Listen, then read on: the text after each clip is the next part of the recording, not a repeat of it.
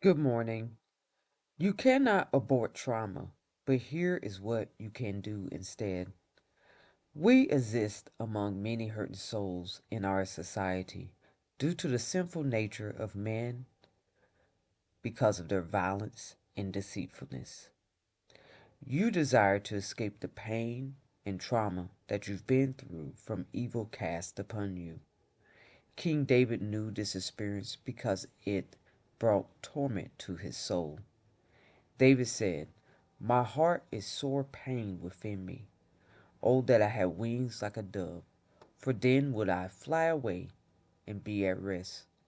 Lo, then would I wander far off and remain in the wilderness." David wanted to be so far away from that which was troubling his soul. He not only wanted rest, but solitude. Pay attention. He said flying away would give me rest. But he also needed to take it a step further and be in solitude. He wanted to hide himself away from anyone where there was no inhabitants. He said he wanted to be in the wilderness. Remember earlier how I talked about evil being cast upon you. Listen to Psalm chapter 55 verse 3. It says, "For they cast iniquity upon me, and in wrath they hate me."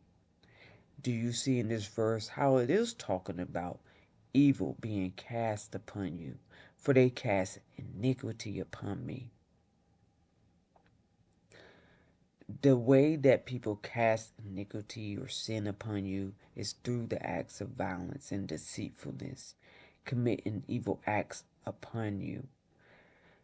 People's souls are hurting because there are forced acts of crime or sin committed against them. They have no one to turn to cry to relieve this pain. But I'm here to tell you that God is here to avenge you. Your vengeance and peace all comes within this same chapter. You don't even have to turn the page. God has you covered. Go down to verse 19 of this same chapter. It says this, "God shall hear and afflict them." But what you must do is what? You must pray and cry out to God, not just once and then say it's over. You must continually pray, morning, noon, and night, and cry out to God. This is what David said in the same chapter that he would do. Listen, for you to get rid of this burden that sin has brought onto you, you must cast it off.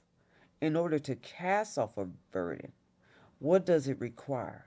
First, you must understand that a burden comes with a yoke, which is a connection or bond to something.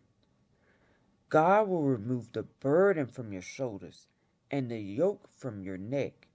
You see, sin creates a bond which keeps us steadily connected and controlled by an entity.